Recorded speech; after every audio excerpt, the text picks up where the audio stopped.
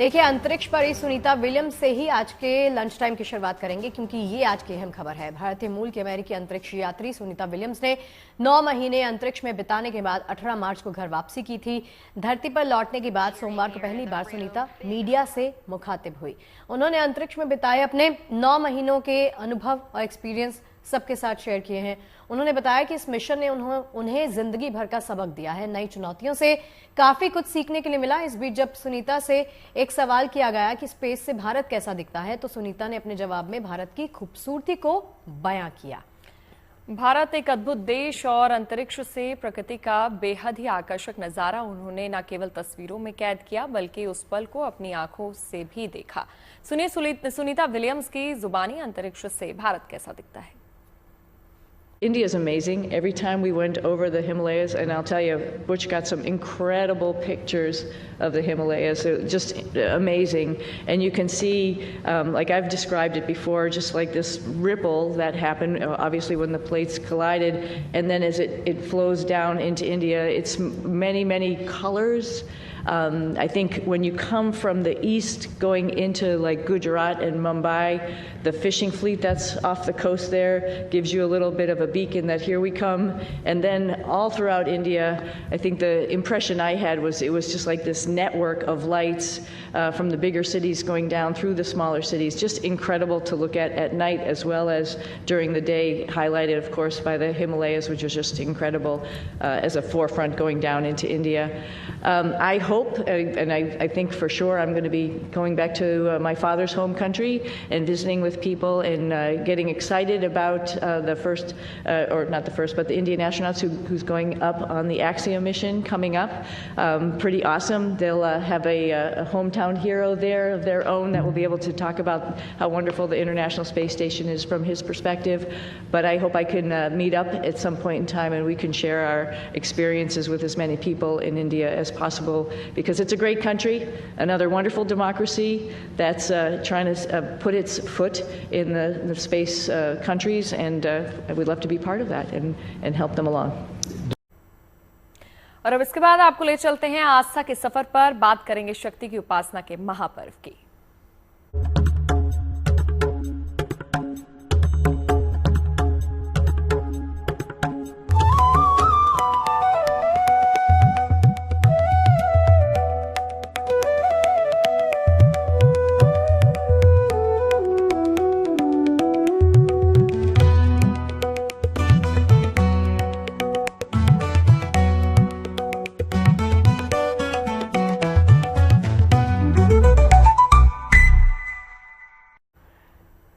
तो देखिए, आज नवदुर्गा के चौथे स्वरूप यानी मां कुष्मांडा की पूजा का दिन है। सुबह से देश भर के मंदिरों में तस्वीरें तो आप देख ही रहे हैं, भक्तों का तांता लगा है। मां कुष्मांडा के दर्शन पूजन के लिए सुबह से भक्तों की लंबी लंबी कतारें मंदिरों में लगी हैं। देश भर के कई दुर्गा मंदिरों से लेकर मां के शक्ति पीठों तक भक्तों का रैला लगा हुआ है। मां कुष्मांडा देवी की 8 भुजाएं हैं। इनके 7 हाथों में कमंडल, धनुष, बाण, कमल, पुष्प, अमृतपूर्ण कलश, चक्र और गदा मौजूद है। 8वें हाथ में जपमाला है। इनका वाहन शेर है। कुष्मांडा की पूजा करने से रोग शोक मिट जाते हैं। इनकी भक्ति से आयु, यश, बल, आरोग्य की वृद्धि होती है और मां कुष्मांडा की भक्ति करने से तमाम भक्त जो हैं प्रसन्न भी होते हैं। जब सृष्टि का अस्तित्व नहीं था, तब इन्हीं देवी ने ब्रह्मांड की रचना की थी। इसीलिए ये ही सृष्टि की आदि स्वरूपा, आदि शक्ति हैं। आज मां कुष्मांडा का स्वरूप जितना भव्य है, मां की ममता उतनी ही निराली कही जाती है।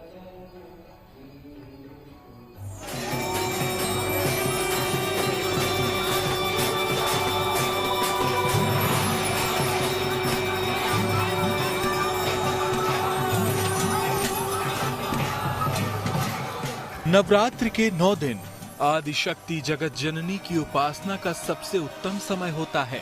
कहा जाता है कि नवरात्रि के दौरान सच्चे दिल से मां की आराधना करने से भक्तों के दुखों का निवारण हो जाता है। चूंकि नवरात्रि इस बार 8 दिनों का ही है, ऐसे में मां ब्रह्मचारिणी और चंद्रघंटा की पूजा अर्चना नवरात्रि के दूसरे दिन ही की गई। और अब आज मां दुर्गा के चौथे स्वरूप मां कुष्मांडा की पूजा उपासना करने का विधान है। मां कुष्मांडा को अष्टभुजा देवी भी कहा जाता है। मां कुष्मांडा के हाथों में धनुष, बाण, कमल, पुष्प, चक्र, गदा, कमंडल लिए विराजमान हैं। मां कुष्मांडा सिंह की सवारी करती हैं। नव दुर्गा के चौथे स्वरूप के रूप में माता कुष्मांडा की पूजा की जाती है। मां दुर्गा के चौथे स्वरूप मां कुष्मांडा को ब्रह्मांड की रचना करने वाली देवी भी माना जाता है। तो चलिए अब जानते हैं मां कुष्मांडा की पूजन विधि। सबसे पहले सूर्योदय से पहले ही स्नान कर लें और हरे या नीले रंग के वस्त्र धारण करें। रोज की तरह कलश की पूजा और तिलक करें। मां कुष्मांडा को पंचामृत से स्नान कराकर उन्हें हरे रंग का वस्त्र अर्पित करें। इसके बाद मां कुष्मांडा का ध्यान करते हुए उनके मंत्र का जप करें। भोग में माता रानी को मालपुआ चढ़ाएं। और माता कुष्मांडा की जो पूजा होती है वो हरी वस्तुओं से होती है। हरी इलायची, हरी सौंफ, हरे फल, हरी मिठाई, इनसे माता कुष्मांडा की पूजा की जाती है। धार्मिक मान्यताओं के अनुसार मां कुष्मांडा की पूजा और उपासना करने से भक्तों के सभी तरह के रोग, कष्ट और शोक का नाश होता है। नवरात्रि में मां के इस स्वरूप की पूजा करने से भक्तों की आयु, यश, कीर्ति, बल और आरोग्यता में वृद्धि होती है। नव दुर्गा के चौथे स्वरूप की पूजा करने से बुद्धि की, वाणी की और प्रखरता की शक्ति मिलती है। नव दुर्गा के चौथे स्वरूप की पूजा करेंगे तो आपका ब्रेन शार्प होगा, आपकी वाणी बेहतर होगी, दिमाग बेहतर काम करेगा।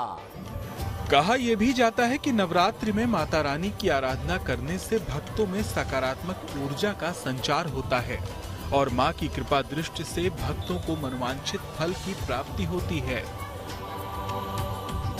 Bureau report, good news today.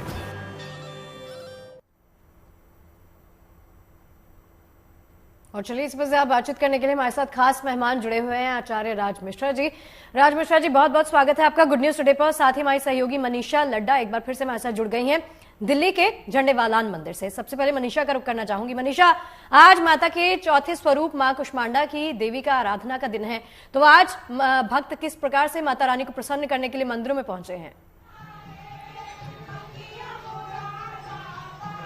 बिल्कुल शगुफ्ता, 9 दिन का समय है, तो 9 दिन इसी तरीके से भीड़ जो है वो नजर आने वाली, चाहे फिर वो पहला दिन हो या फिर चौथा दिन या 5वां दिन, तीसरा दिन है हालांकि। और मां कुष्मांडा की जो है आज पूजा अर्चना की जा रही है। और आपको सीधा तस्वीरें सबसे पहले मैं भवन की दिखाऊंगी, क्योंकि आपके लिए भी दर्शन करना उतना ही जरूरी जितना हम के लिए और बाकी सब भक्तों के लिए, क्योंकि आप लोग दफ्तर में बैठे तो आपके लिए सबसे पहले दर्शन, लेकिन भक्तों की भीड़ आप खुद देख सकते हैं कि किस तरीके से जो भक्त है वो लगातार इसी संख्या में मंदिर में आते जा रहे हैं। और आप देख सकते हैं कि ये एक तरीके से मतलब कहते हैं ना, मन में जब भाव होता है तो कितना भी लंबा इंतजार करना पड़े, कितनी भी लंबी लाइनें हो, वो मायने नहीं रखती, बस माँ की एक झलक ही काफी होती है। तो हर कोई माँ कुष्मांडा की आराधना में लीन है। चारों ओर आप देख सकते हैं किस तरीके से भक्तिमय का जो माहौल है वो पूरी तरीके से हो चुका है। एक तरफ कीर्तन चल रहा है, एक तरफ घंटियां बज रही है और माँ के जयकारों की गूंज पूरे मंदिर परिसर में जो है वो सुनाई दे रही है। आप देख सकते हैं किस तरीके से लोग जो है सुबह से ये जो रौनक है वो इसी तरीके से नजर आ रही है। और जैसे जैसे दिन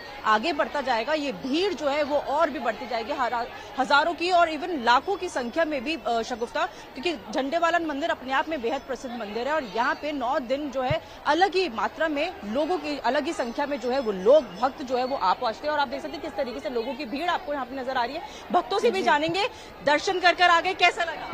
बहुत अच्छा, माता के दरबार में तो हमेशा अच्छा ही लगता है। अच्छा लगता है। मनोकामना सब मांगे अच्छे से? सब अच्छे से होता है। कितना लंबा इंतजार तो नहीं करना? नहीं, कोई लंबा इंतजार नहीं, मैनेजमेंट बहुत अच्छा है, खुले दर्शन हो रहे हैं माई के। हाँ, खुले दर्शन। एक बार जयकारा झंडे वाली जीता, बोल साचे दरबार की जय।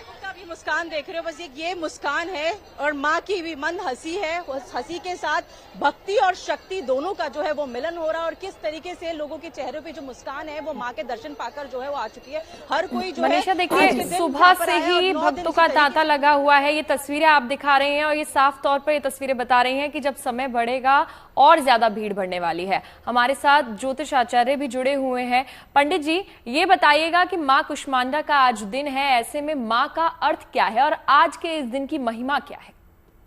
देखिए, सबसे पहले माँ के अर्थ का वर्णन करना मेरी दृष्टि से मानव शरीर से तो पॉसिबल है ही नहीं। शास्त्र ने कहा कि पुत्रो जायते कुपुत्रो माता क्वचित् कुमाता न भवति। पुत्र कुपुत्र हो सकता है लेकिन माँ कभी कुमाता, माता कभी कुमाता नहीं हो सकती है। माँ के प्रेम को, माँ के करुणा को, माँ के विचार को, माँ की भावना को अगर शब्दों में वर्णन किया जाए वो तो कभी संभव हो ही नहीं सकता। और वो चाहे साधारण मानव के माता की बात की जाए और यहाँ तो हम जगत माता कुष्मांडा की बात कर रहे हैं, जो सूर्य की अधिष्ठात्री देवी हैं, जो जीवन के अंतर्गत वो प्रदान करती हैं जो आपको जीवन में प्राप्ति की इच्छा होती है। माता कुष्मांडा जो है सौर्य मंडल के अंतर्गत निवास करने वाली देवी हैं और आपके जीवन में जो प्रसिद्धि स्पेशली प्राप्त होती है वो माता कुष्मांडा की कृपा से प्राप्त होती है। जहां तक माता कुष्मांडा के लिए वेद ने कहा, बहुत सुंदर स्तुति वेद ने माता कुष्मांडा की है और वेद की तरफ से माता कुष्मांडा के लिए कहा गया कि सुरा संपूर्ण कलशम रुधिरावृत्तमेव च दधाना हस्तपद्माभ्याम कुष्मांडा शुभदास्तु में। माता कुष्मांडा जीवन में जितनी भी अशुभता है उसको नष्ट करके और जीवन की शुभता को प्रदान करती है। आज की देवी की अगर बात की जाए, आज सोचिए आज चौथा दिवस है और आज के दिवस को नवरात्र का हार्ट कहा गया है। नवरात्र का जो हृदय है वो आज के दिन को कहा गया है।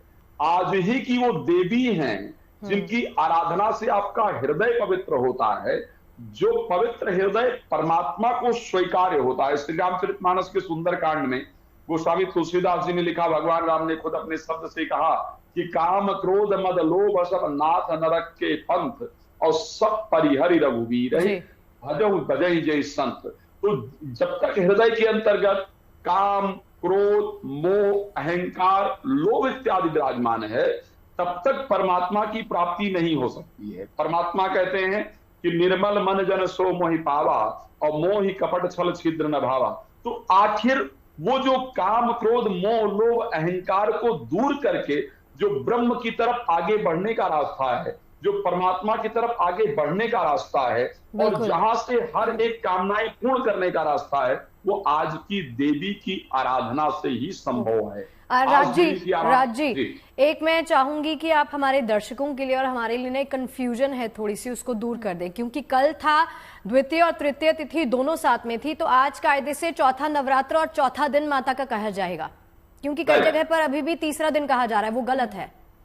देखिए, कल क्योंकि द्वितीय और तृतीया दोनों तिथि में, क्योंकि मेरे हाथ में पंचांग है और आपने कहा है तो मैं इसलिए पंचांग लेकर के स्पष्ट रूप से वर्णन कर देता हूं, क्योंकि आज हम 1 तारीख को बात कर रहे हैं और आज जो तृतीया तिथि थी 29.43 यानी 29:43 का अर्थ है कि 24 और 5:43 पर सुबह तृतीया तिथि खत्म हो गई है। कल ही द्वितीय और तृतीया दोनों नवरात्र मनाया गया, ठीक है।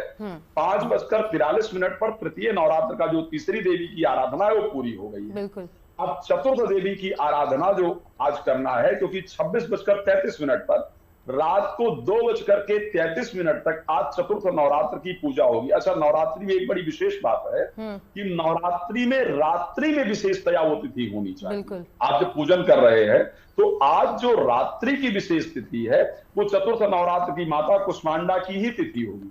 तो इस दृष्टि से आज जो पूजन करने की प्रक्रिया है, तृतीय देवी की पूजा की आज आवश्यकता नहीं, मतलब पूजन करने में कोई बुराई नहीं है, लेकिन फिर भी अगर आपको नवरात्र के सही नियम को पालन करना है, अगर मनवांछित फल को प्राप्त करना है, तो ऐसी परिस्थिति में आज माता कुष्मांडा की ही आराधना का विधान है। रात्रि में भी जो पूजन विशेष रूप से हम यज्ञ वगैरह हम लोग करते हैं, वो माता कुष्मांडा के मंत्रों से ही रात्रि पूजन कैसे होगा, माता की आरती कैसे होगी रात को, वो भी आपसे जानेंगे समझेंगे विस्तार से, लेकिन सबसे पहले ये रिपोर्ट देख लेते हैं। बिल्कुल, देखिए झंडे वाला मंदिर के हमने आपको दर्शन करवाए, वहीं दिल्ली के छतरपुर मंदिर में सुबह से भक्तों का तांता लगा हुआ है। मां कुष्मांडा के दर्शन के लिए दूर दूर से भक्त पहुंच रहे हैं। सुबह मां कुष्मांडा की भव्य आरती हुई, वेद मंत्रों की ध्वनि से पूरा वातावरण भक्तिमय हो गया।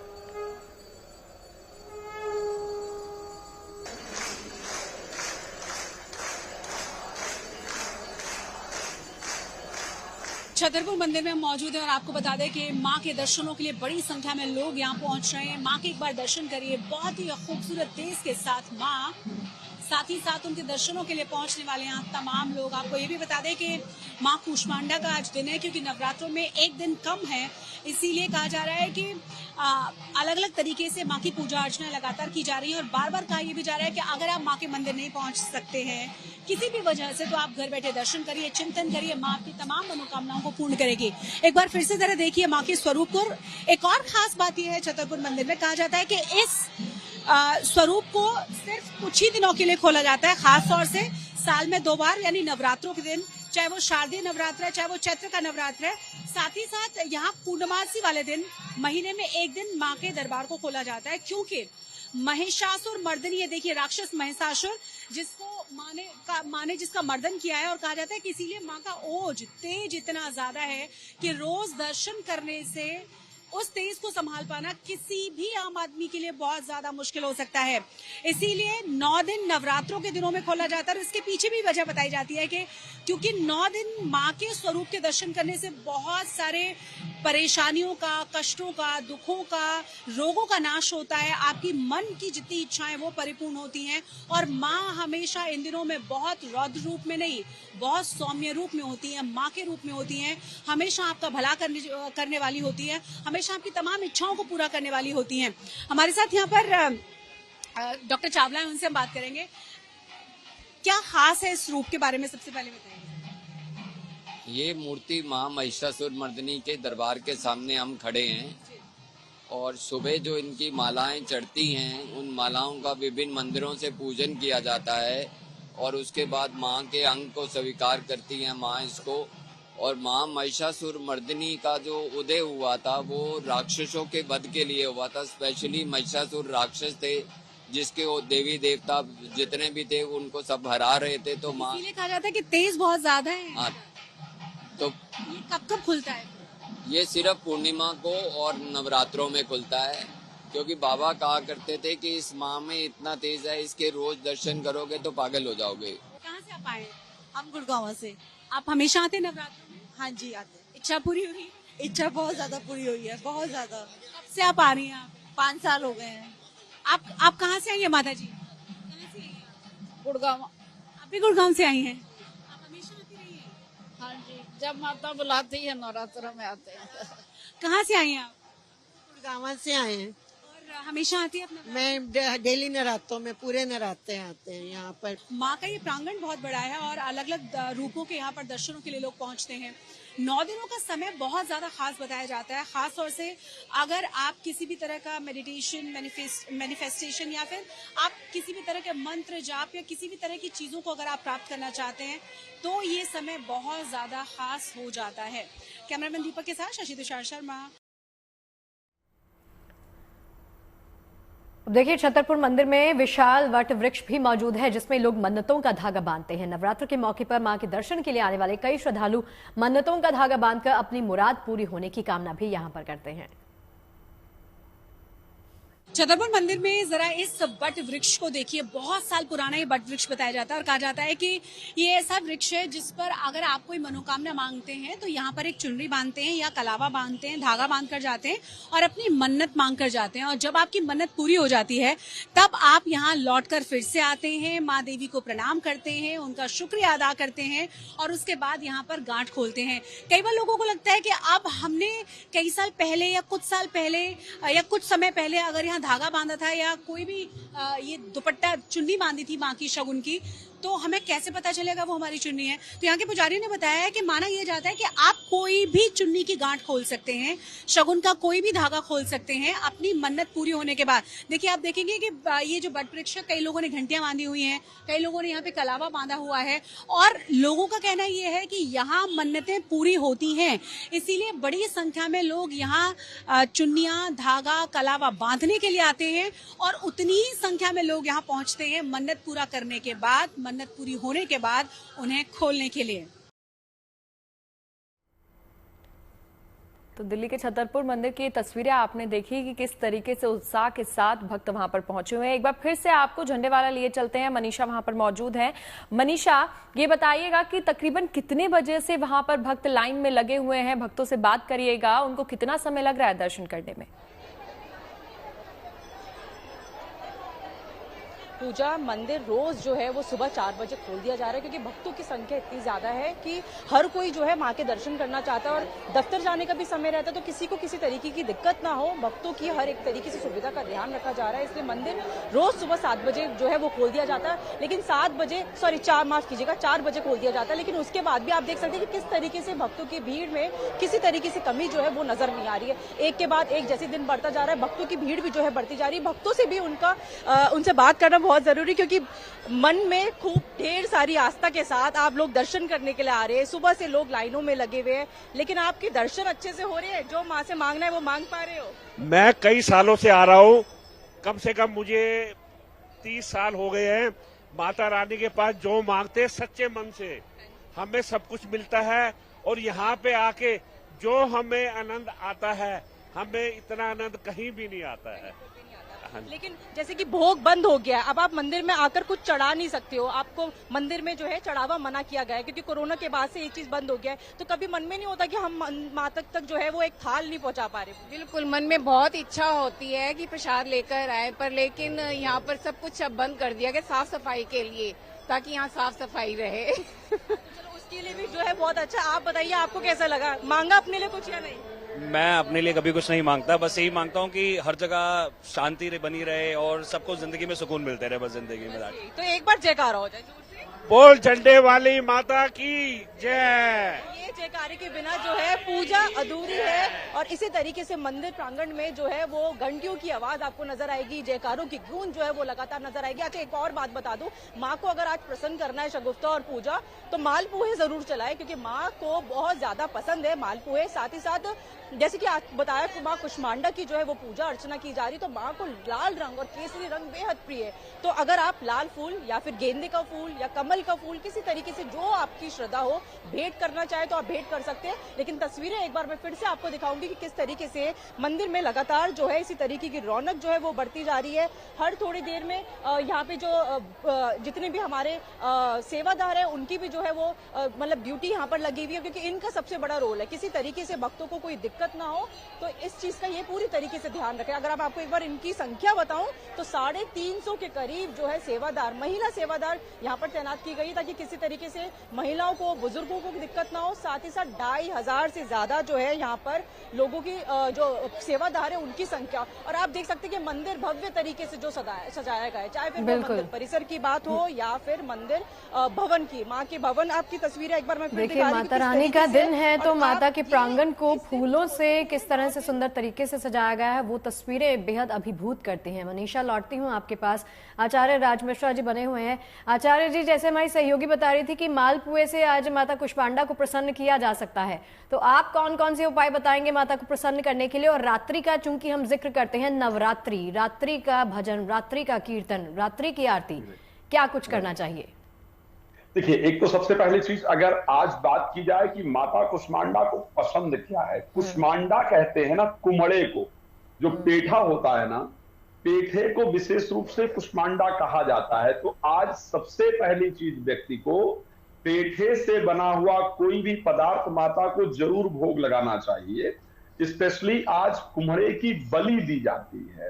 एक पेठा ले जाकर के और उसको काट करके बलि स्वरूप में माता के सामने अर्पण किया जाता है और उनसे अपने कामनाओं के लिए प्रार्थना की जाती है। आज की जो रात्रि है ना, ये रात्रि जो नवरात्र की जनरली जो रात्रि होती है, इसको महारात्रि के स्वरूप में ही माना जाता है। 9 दिन तक अपने आप को जागृत करने के लिए सबसे सुंदर समय आपको प्राप्त होता है। तो ऐसे परिस्थिति के अंतर्गत रात्रि में माता का प्रॉपर जो पंचोपचार विधि है, माता कुष्मांडा के सुंदर स्वरूप का या आदिशक्ति का जो भी स्वरूप है, उसको श्रद्धा से पंचोपचार विधि से स्नान कराना, पुष्प अर्पण करना, पुष्प इत्यादि अर्पण करने के बाद वस्त्र अर्पण करना, श्रृंगार अर्पण करना।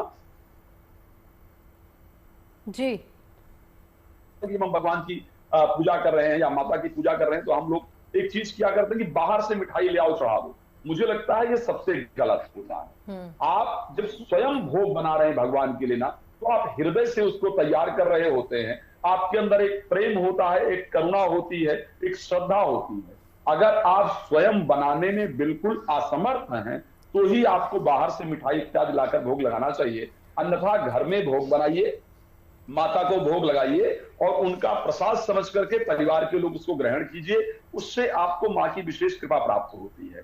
आज के दिन स्पेशली जिन लोगों को लगता है कि जितनी मेरी कैपेबिलिटी है उस प्रकार की चीजें मैं कर नहीं पा रहा हूं या कर नहीं पा रही हूं, या जितना मुझे जीवन के अंदर प्रसिद्धि इत्यादि मिलना चाहिए वो प्रसिद्धि इत्यादि मुझे मिल नहीं रही है, मुझे सफलता नहीं प्राप्त हो रही है। और एक कॉमन प्रॉब्लम जनरली कहूं, किसी के हड्डियों में प्रॉब्लम रहती है या बाल इत्यादि अत्यधिक झड़ते हैं या सर में कोई प्रॉब्लम है। देखिए सूर्य की अधिष्ठात्री देवी हैं, जितनी चीजें रिलेटेड टू सन है, जो सूर्य से रिलेटेड जितनी चीजें हैं उन सबका फल इनके द्वारा हमें प्राप्त हो सकता है। तो आज रात्रि के अंतर्गत विशेष रूप से यज्ञ करने का विधान है और उस यज्ञ के अंतर्गत एक नॉर्मल सामग्री तो प्रयोग करना ही चाहिए, उसके साथ लौंग का विशेष प्रयोग करना चाहिए। उस सामग्री के अंतर्गत गूगल का विशेष प्रयोग करना चाहिए, लोहबान का विशेष प्रयोग करना चाहिए, चंदन चूरा और बेलगिरी, ये 5 चीजें स्पेशल लेनी चाहिए। और उसके बाद यज्ञ करना चाहिए माता कुष्मांडा देव्यै नमः, ठीक है। या इस अगर कोई और मंत्र नहीं आता तो जनरल सी बात है, मां कुष्मांडा देव्यै नमः।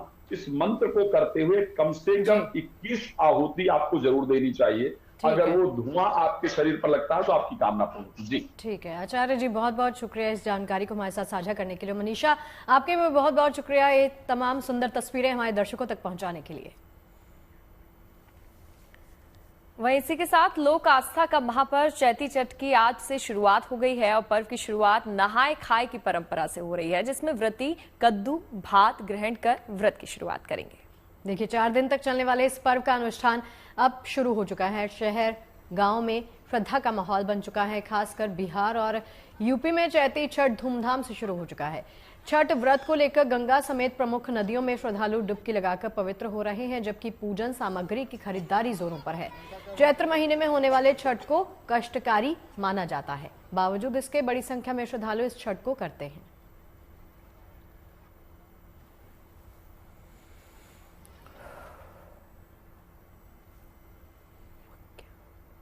आज चैती छठ की शुरुआत है नहाय खाए का। बहुत पवित्र दिन है और अच्छा है। कल खरना है, परसों पहला अर्घ है और सबसे बड़ा छठ पूजा चैती होती है। ये सासू हैं, कार्तिक बहू होती हैं, तो जो चैती करते हैं वो कार्तिक भी कर सकते हैं, जो कार्तिक करते हैं वो चैती नहीं करते हैं। खूब अच्छा है, भगवान सब पे दया करे, हम लोग भी करे, आप पूरा परिवार भी करे, पूरा देश भी दया करे छठी माता।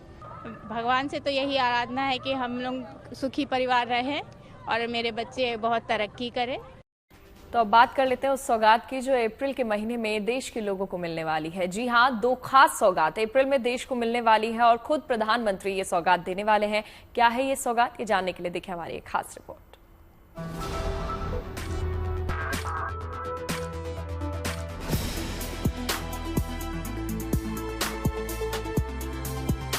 उत्तर से दक्षिण तक देश को नई सौगात मिलने जा रही है। अप्रैल महीने में उत्तर भारत में स्थित देश के सिरमौर कश्मीर में बने दुनिया के सबसे ऊंचे रेलवे पुल से होकर जम्मू और श्रीनगर के बीच आसान और आरामदेह सफर के लिए नई वंदे भारत ट्रेन को हरी झंडी दिखाई जाएगी। तो दक्षिण भारत में तमिलनाडु के रामेश्वरम को रामनाथपुरम से जोड़ने वाले नए पंबन ब्रिज का उद्घाटन होगा, जो इंजीनियरिंग का नायाब नमूना है। अप्रैल की शुरुआत में पीएम मोदी खुद रामेश्वरम जाकर पंबन पुल पर सफर का शुभारंभ कर सकते हैं, जबकि तीसरे हफ्ते में पीएम मोदी कश्मीर में चिनाब पर बने अनोखे पुल का लोकार्पण करने वाले हैं और कटरा से श्रीनगर के लिए वंदे भारत ट्रेन को हरी झंडी दिखाने वाले हैं। पहले आपको पंबन ब्रिज के बारे में बताते हैं, जिसका उद्घाटन बस चंद दिनों के बाद होने जा रहा है। खबर है कि पीएम मोदी 6 अप्रैल को रामनवमी के अवसर पर पंबन ब्रिज का उद्घाटन करने वाले हैं। यह देश का पहला वर्टिकल लिफ्ट ब्रिज है। इस पुल का शिलान्यास 2019 में हुआ था। 6 साल में इसका निर्माण पूरा हुआ है। पुल की लंबाई करीब 2.5 किलोमीटर है। इसके निर्माण पर 535 करोड़ रुपए की लागत आई है। ये ब्रिज रामेश्वरम को धनुषकोडी से जोड़ेगा। नया पंबन ब्रिज 114 साल पुराने पुल की जगह लेगा। इसे इलेक्ट्रोमैकेनिकल सिस्टम से चलाया जाएगा। इससे समुद्र में जहाजों की आवाजाही आसान हो जाएगी, क्योंकि जब कोई जहाज आने वाला होगा तब पुल को ऊपर उठा दिया जाएगा। इस काम में केवल 5 मिनट लगेंगे और सिर्फ एक आदमी इस काम को अंजाम दे सकता है, यानी ज्यादा मैन पावर की भी जरूरत नहीं होगी। लिहाजा सुविधा बढ़ जाएगी। खबर है कि पंबन पुल के उद्घाटन के अवसर पर पीएम तांबरम और रामेश्वरम के बीच एक नई ट्रेन को भी हरी झंडी दिखाएंगे। प्रधानमंत्री 6 अप्रैल को यहां उद्घाटन करने आ सकते हैं। उनके कार्यक्रम के बारे में ज्यादा जानकारी नहीं है। वे यहां उद्घाटन के लिए आ सकते हैं और जनसभा को भी संबोधित कर सकते हैं। अब बात कश्मीर में 28 साल बाद पूरी हुई रेल लिंक परियोजना की, जिसका उद्घाटन पीएम मोदी 19 अप्रैल को करने वाले हैं। इसके साथ ही कश्मीर के लिए पहली ट्रेन का इंतजार खत्म हो जाएगा। इस लाइन पर वंदे भारत ट्रेन चलाई जाएगी, जिसे पीएम मोदी हरी झंडी दिखाएंगे। अभी जम्मू रेलवे स्टेशन पर काम चल रहा है, इसलिए वंदे भारत ट्रेन फिलहाल कटरा से चलेगी। कटरा से श्रीनगर जाने वाली ट्रेन भारत के पहले केवल स्टे रेलवे पुल अंजीघाट ब्रिज से होकर गुजरेगी। साथ ही ये ट्रेन दुनिया के सबसे ऊंचे रेलवे पुल चिनाब ब्रिज से भी गुजरेगी, जो अपने आप में खास है। और जो इस रेल मार्ग का सबसे आकर्षण का जो केंद्र है वो है जो कि चिनाब नदी के ऊपर जो विश्व का सबसे ऊंचा रेल पुल बना है, वहां से गुजरते हुए कश्मीर घाटी की तरफ ट्रेन जाएगी।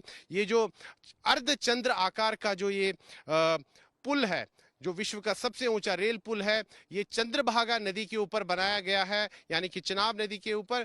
और इसका जो ये रेल मार्ग का जो ये सबसे खासा आकर्षण यही है, क्योंकि ये जो अर्धचंद्र आकार का जो ये रेल पुल है, ये पेरिस के आईफल टावर से भी ऊंचा है, दिल्ली के कुतुब मीनार से भी ऊंचा है।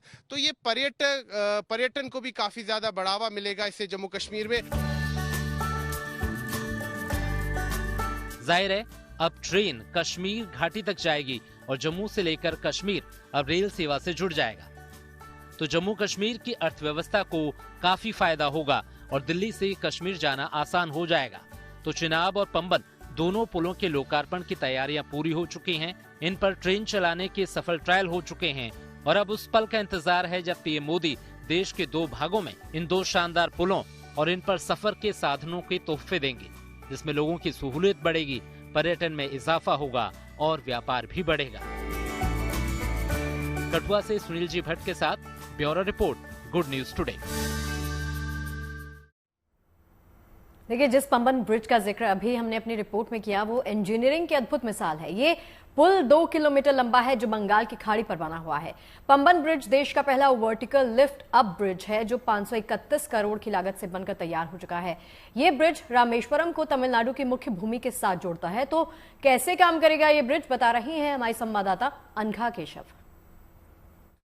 पहला वर्टिकल लिफ्ट सी ब्रिज अभी पंबन में है, connecting Rameswaram island to mainland India Mandapam में।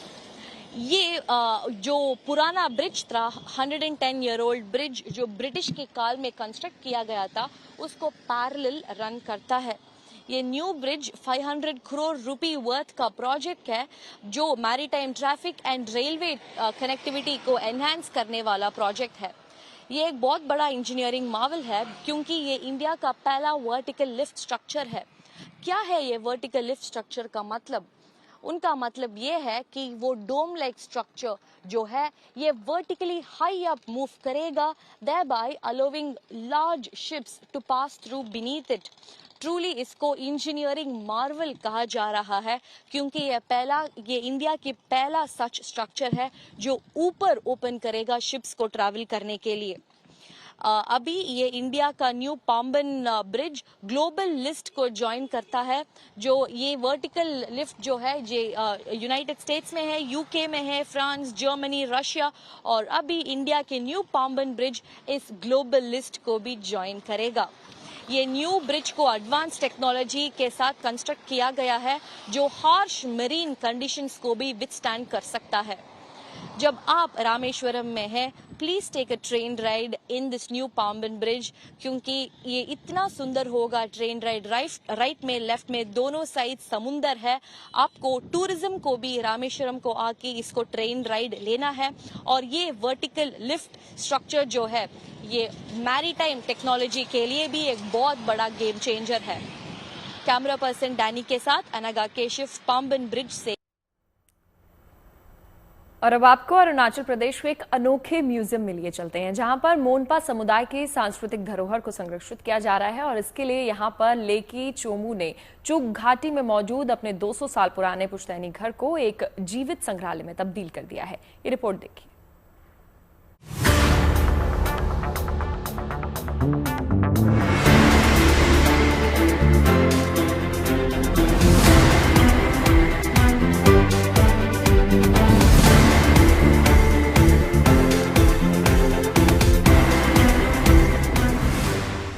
मिट्टी के ये टूटे फूटे घर, पत्थरों से बनी ये दीवार और घर में मौजूद कुछ पुराना सामान, दिखने में ये बिल्कुल किसी सामान्य घर जैसा ही है, लेकिन एक सोच ने इस घर को अब एक म्यूजियम में तब्दील कर दिया है।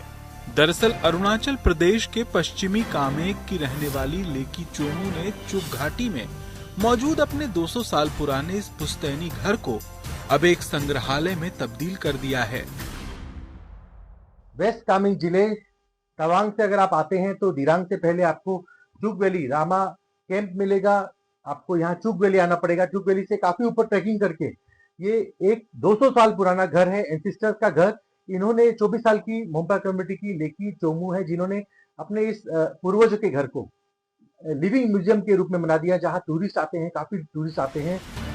लेकी चोमू अरुणाचल प्रदेश की मोनपा जनजातीय समुदाय से ताल्लुक रखती हैं, जिन्होंने अपनी संस्कृति और परंपरा को संरक्षित करने के इरादे से अपने घर को संग्रहालय बनाने का फैसला लिया। फेस्टिवल ऑर्गेनाइज किया था धूमरी हेरिटेज फेयर, उसके थ्रू हम लोग को मतलब आइडिया आया कि कुछ कंजर्व करना है, प्रिजर्व करना है पुराना घर को।